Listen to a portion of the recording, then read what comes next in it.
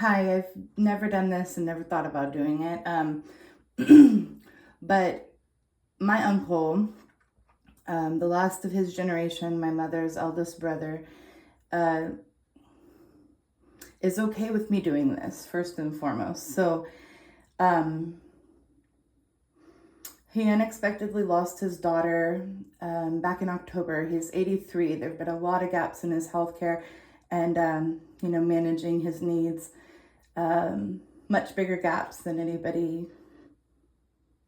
so far had been able to address. So I started working with him in December to start addressing those gaps with his health, with his environment at home, um, and make some plans for the future, not just for, you just never know. He, in order to live in his home, must have repairs made. Also, it would be due for updating probably 15, 20 years ago. He's given me permission to clean out his house, which my uncle, like a lot of my relatives, tend to collect things. And this job has not been for the faint of heart. So his grandson and me have been with a dumpster in the driveway, moving things out with his permission for weeks now. However, we fill the dumpsters faster than we can get them taken out, mostly because of financial constraints. So we can do the work.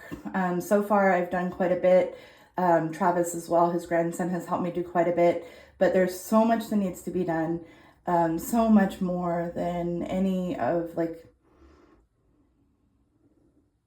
we don't have the money, right? We have the time, we have the capacity. I have the people that I can get to help potentially, but we do need some help with the financial aspect of things that come up that, if I tear it out and I break it, I've got to be able to fix it, put it back, get new cabinets. My uncle, due to not the greatest set of choices by people around him, including people very close to him, is very cash limited, despite being potentially, we could make him very comfortable.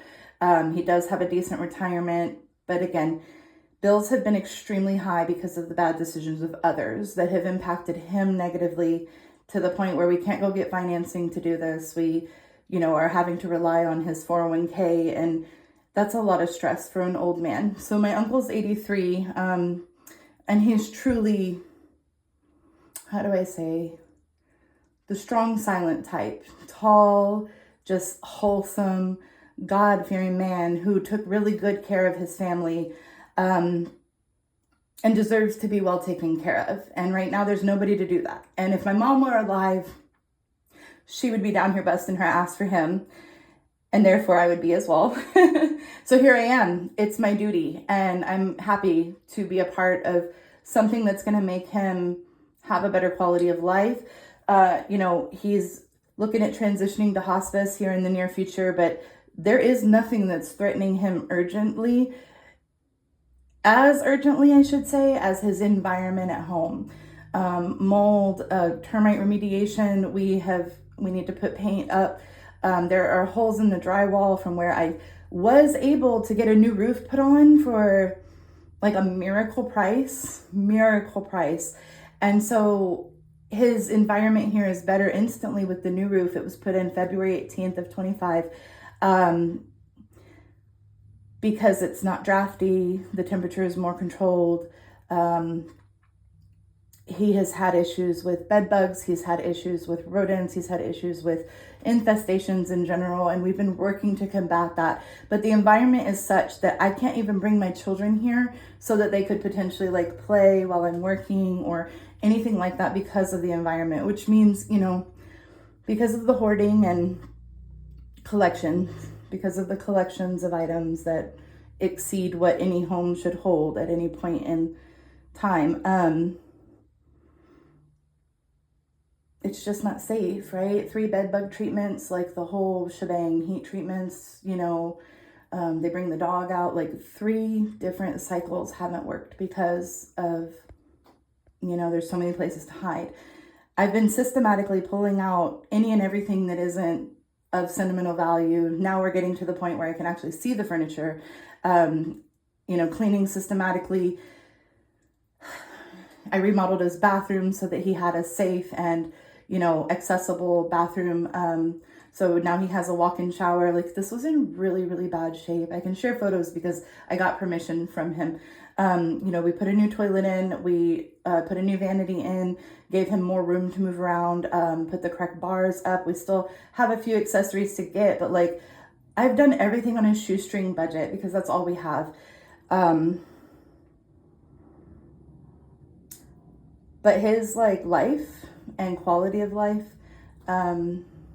this is the only way to make it better, is to better his environment. He is adamant about not going to a nursing home. He is adamant that he wants to be cared for here at home.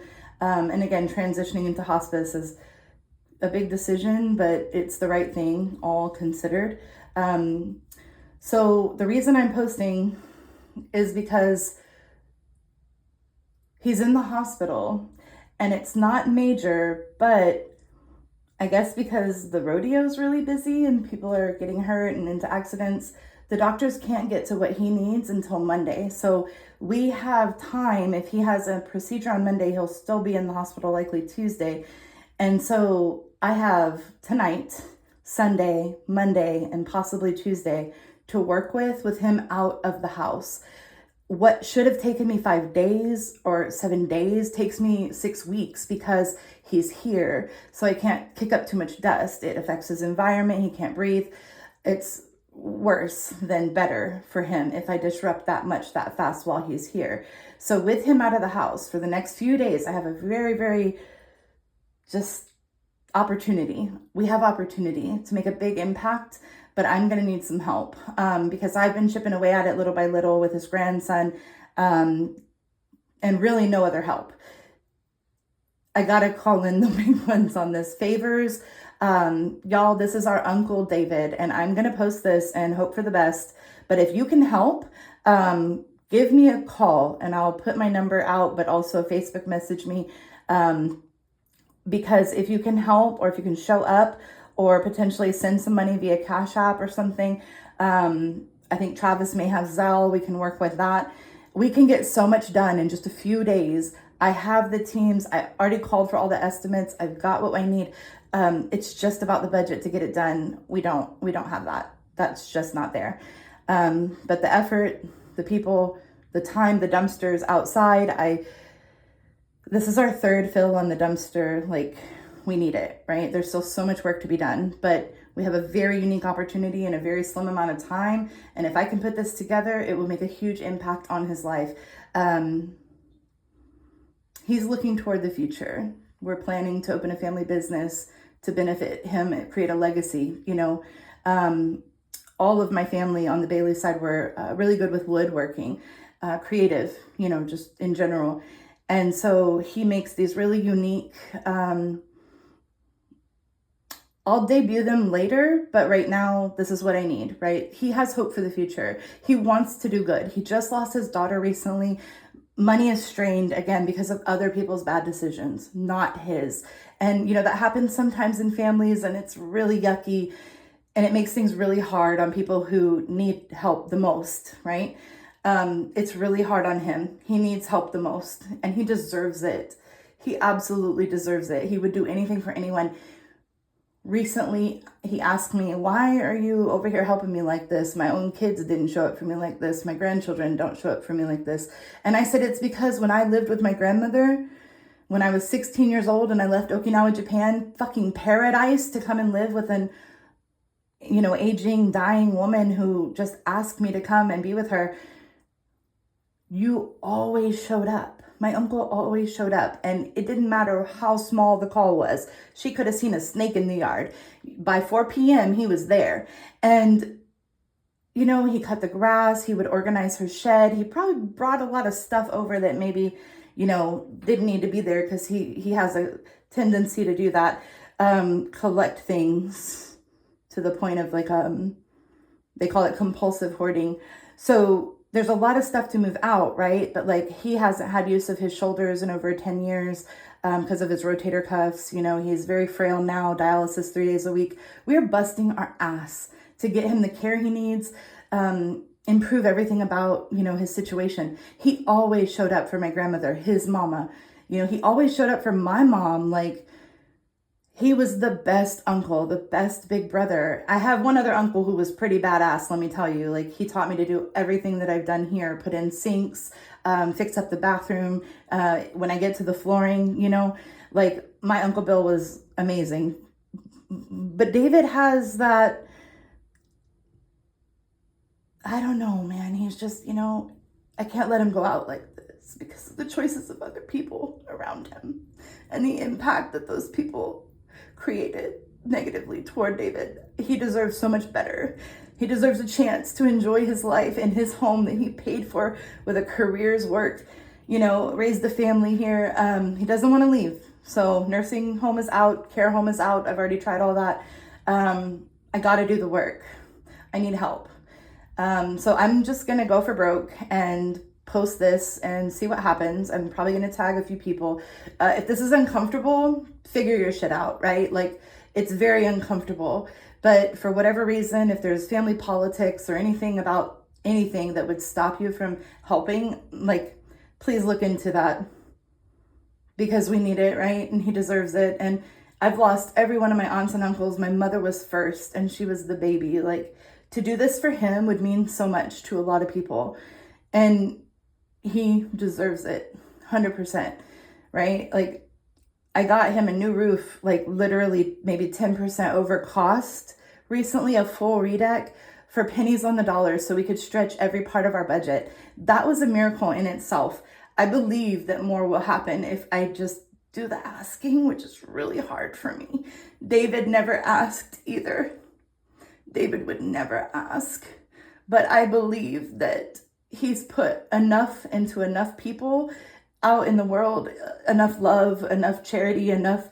He's the most giving man I know. He was a great example of what a father should look like, a big brother should look like. And giving back to him only makes sense. It's so well deserved. But I'm only one person. And even with Travis, like, it's a lot, right? Like, the backyard is,